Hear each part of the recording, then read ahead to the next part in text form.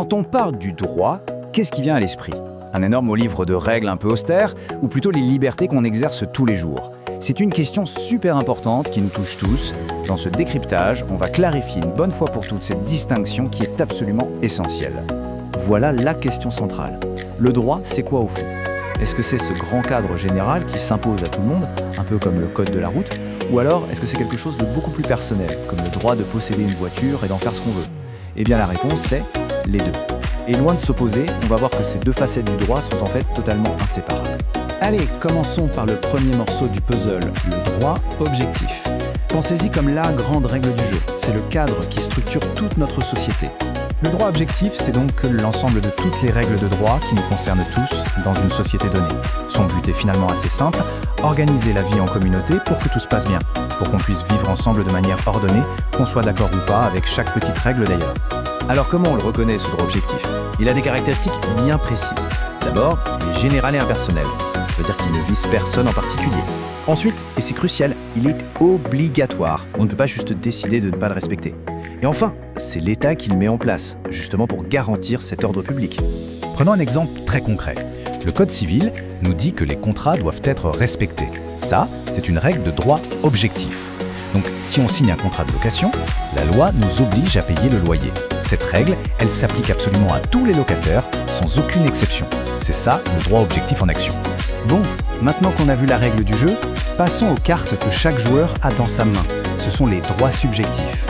Nos droits à nous. Les droits subjectifs, qu'est-ce que c'est? Ce sont les prérogatives, les pouvoirs, si on veut, que le droit objectif reconnaît à chaque personne. C'est tout ce qui commence par le droit de. Le droit de voter, le droit de s'exprimer, le droit d'acheter une maison. La grosse différence ici, c'est que ces droits sont personnels, ils appartiennent à quelqu'un. Et surtout, ils peuvent être exercés ou pas.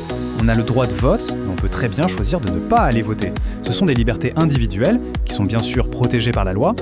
L'exemple parfait, c'est le droit de propriété. La personne qui possède un appartement, par exemple, a le pouvoir de l'utiliser pour y vivre, de le louer pour en tirer un revenu, ou même de le vendre. C'est son droit subjectif, et c'est elle qui choisit librement comment l'exercer. Ok, on a donc la grande règle d'un côté, et nos droits personnels de l'autre. On pourrait croire que c'est deux mondes séparés, mais en fait, pas du tout. Voyons maintenant le lien fondamental qui les unit. Et voilà le point crucial, celui qu'il faut absolument retenir. C'est le droit objectif, la grande règle, qui vient créer et protéger les droits subjectifs.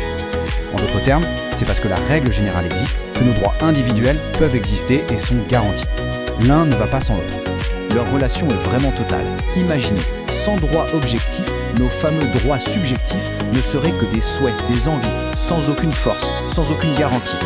Et à l'inverse, à quoi servirait une loi générale si elle ne donnait aucun droit concret aux gens? Elle serait vide, elle n'aurait aucun effet réel dans nos vies. Allez, pour que tout ça soit bien clair, mettons-les face à face, une petite comparaison directe pour bien fixer les idées. On voit bien la différence, non?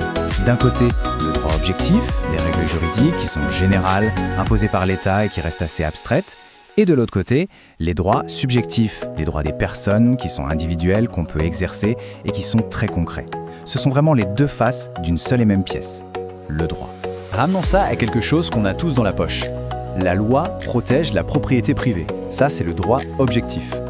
Et parce que cette règle existe, eh bien, on a le droit d'utiliser son propre téléphone en toute sécurité. Ça, c'est un droit subjectif.